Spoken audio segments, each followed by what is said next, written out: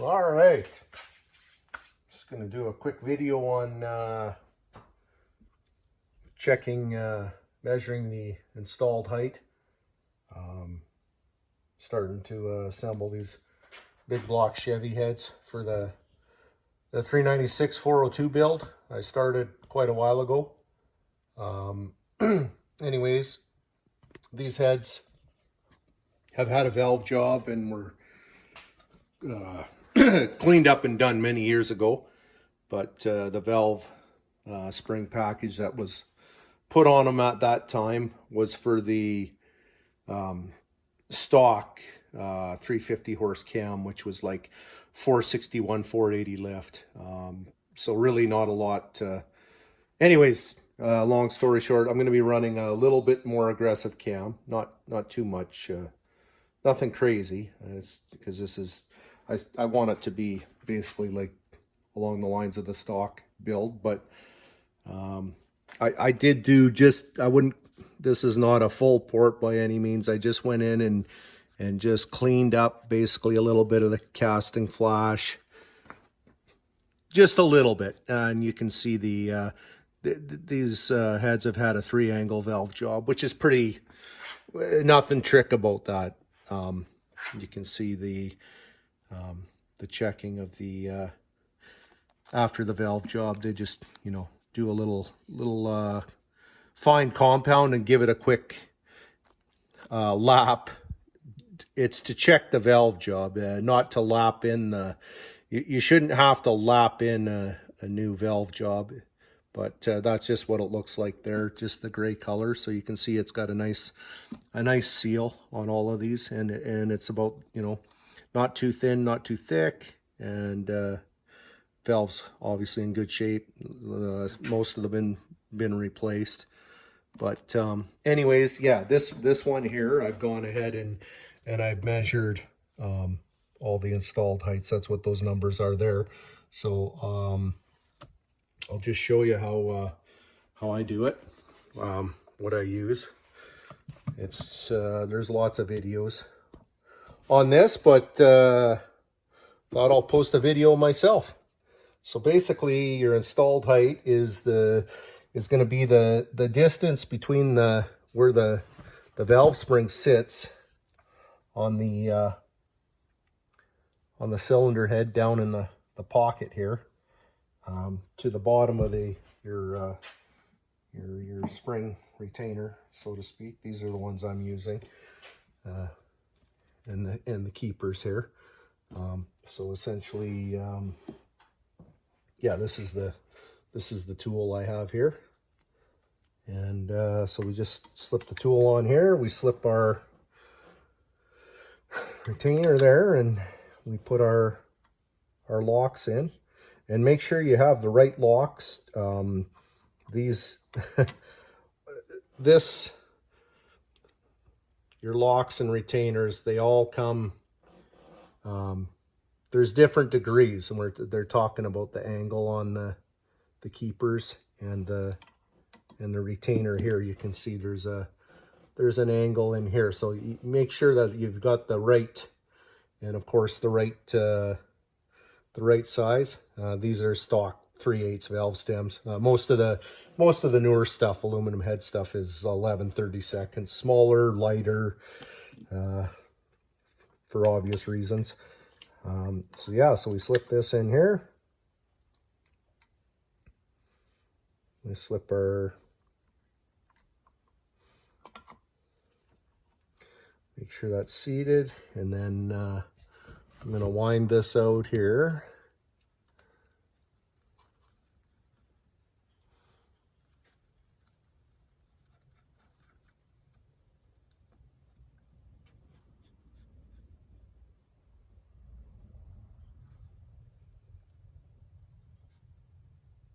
Oh, make sure we're seated in there.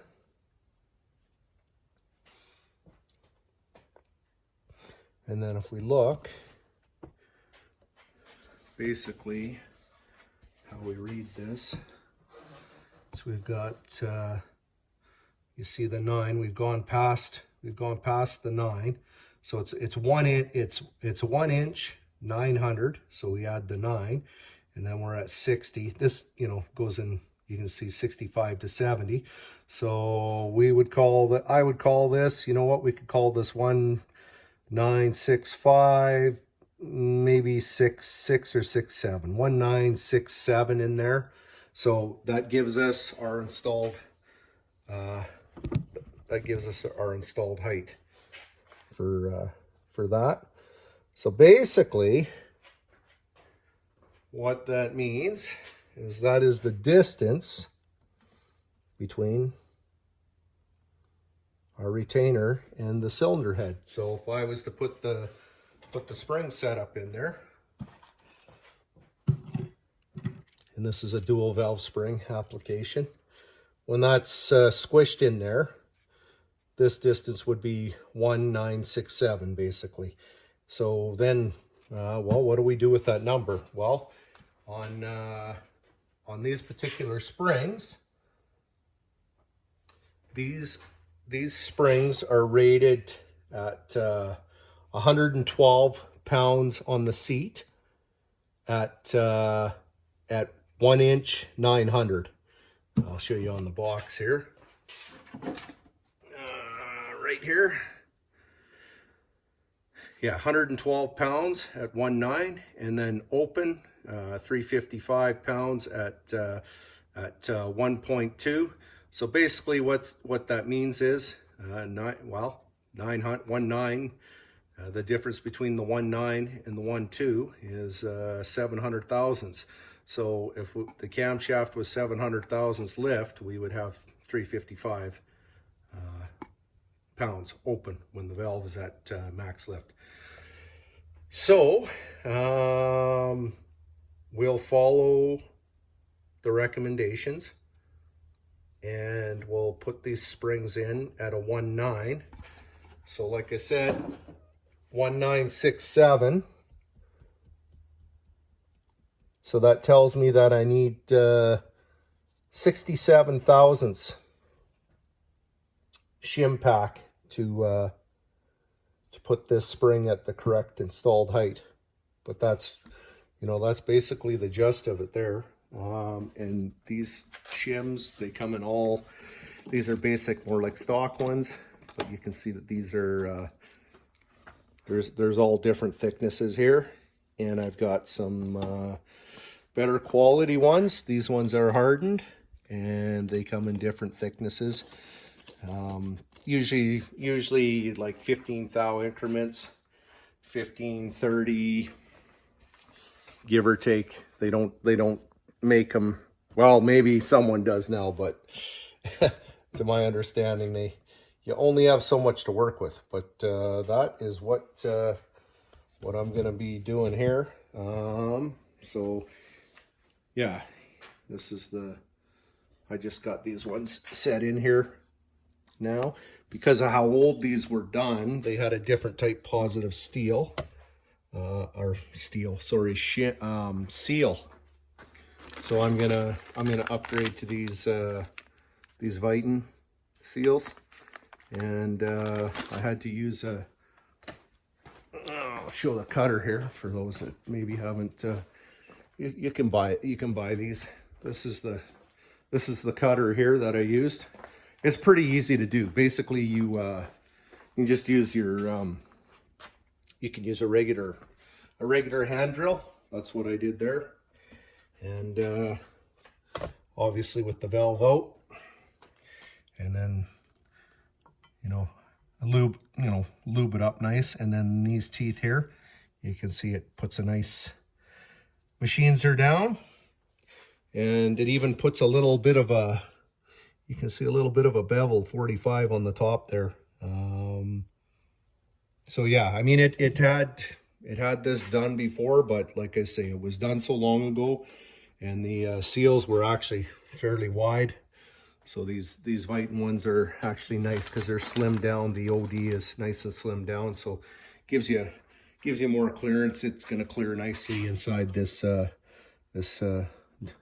spring of the dual valve spring set up there. And yeah, sometimes you need to use some sort of spring locator. These aren't the right size, but you can either do it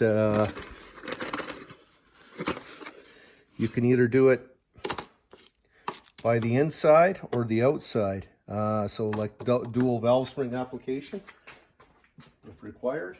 These probably aren't the right size for this one, I don't believe. Oh, okay, maybe it is. Yep, that would work. But essentially, you can see how that lip there would keep this spring from being able to dance around too much. So that can work like that, or you can do it from the outside. And of course, these need to be, this stuff needs to be matched to the correct size. Your springs, they give you your OD and ID of your inner spring. And don't mistake, this is a dampener in there. Sometimes that gets mistaken as like a spring, but it's not. It's a dampener too. But here's a dual spring. This is I don't know if it's I'd say it's a fairly 924-16 spring. It's fairly covers actually quite a few few different cams. And then of course you can play with the pressures a little bit based on your shimming and how much room you have. But yeah, you know, basically on these guys with the installed height that I have room to work with. The cam I'm going to be using, and this is like around that mid 550 lift. I'm not going too crazy. It's like I say, it's not a race engine. This is kind of a keeping along the lines of a stock cleanup rebuild, but I mean obviously it's, you know, more aggressive than the original cam, but that's okay. But anyways, yeah, that's I don't know if that helps anybody. There's lots of videos out there on how to do it, but that's how I do it. Get all my installed heights measured up, and then I know how much I need to shim each one to end up with the appropriate seat pressure when the valve is closed. And I do have a spring checker too. Yeah, you just use it in a vise. Essentially, you know, you can make sure you use the retainer, because the retainer sits. If I can grab one. If you look in here, if you were to just squeeze this down, the dual, you can see how much shorter it is. So if you're not using the retainer, you're not going to get the right you're not going to get the accurate measurement. So use the proper, you know, when you're checking your when you squeeze it up in a vise. And that's all I use. I just use a vise and some nice aluminum angle iron so I don't damage anything. But actually this was fairly inexpensive off of Amazon, and it's yeah, it works pretty good. I've checked it with, I've got a few different brands of springs around, and yeah, it seems to duplicate pretty good readings. So for anybody's that thought about buying this tool, it's pretty good.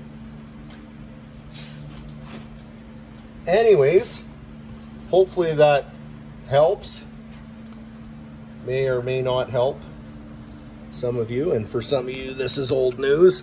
And I'm not Mr. Professional cylinder head rebuilder, but I have assembled a few, and this, you can see it's had the bronze K-liners, and let's say it had a pretty decent cleanup years ago. So this is going to be more than adequate for this engine, that for this 396. So that's it. So till next time, thanks for watching. Share, like, subscribe, comment, and we'll see you next time.